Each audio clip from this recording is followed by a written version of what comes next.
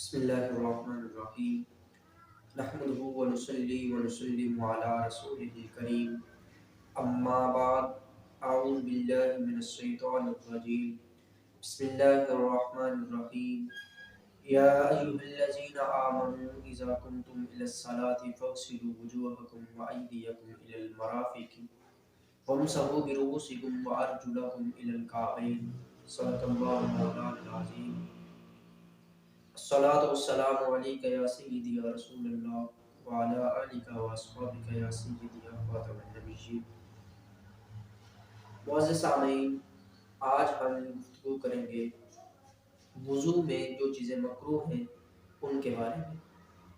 تو سب سے پہلے نمبر پر وضو کرنے میں جو چیز مکروہ ہے وہ یہ ہے کہ کوئی آدمی عورت کے بچے ہوئے پانی سے، جس پانی سے عورت نے وضو کیا ہے یا غسل کیا ہے، اس بچے ہوئے پانی سے وضو کرنا مکروہ ہے۔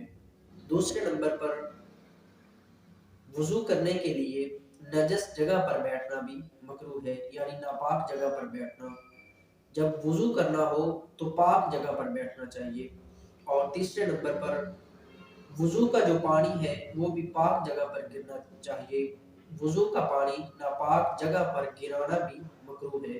وضو کرتے ہوئے جس برتن سے وضو کیا جا رہا ہے، وضو کے پانی کے قطرے اسی برتن میں دوبارہ ٹپکانا، اسی برتن میں گرانا یہ بھی مکروہ ہے۔ اور قبلہ کی جانب منہ کر کے تھوکنا، کھنگار ڈالنا یا کلی کرنا یہ بھی مکروہ ہے۔ اور وضو کرتے ہوئے بے ضرورت دنیا کی باتیں کرنا، گفتگو کرنا، ایک دوسرے کے ساتھ گپ شپ لگانا یہ بھی مکروہ ہے۔ اور وضو کے اندر فضول پانی خرچ کرنا، زیادہ پانی خرچ کرنا یہ بھی مکروہ ہے۔ اور اتنا کم پانی خرچ کرنا کہ سنت ادا نہ ہو یہ بھی مکروہ ہے۔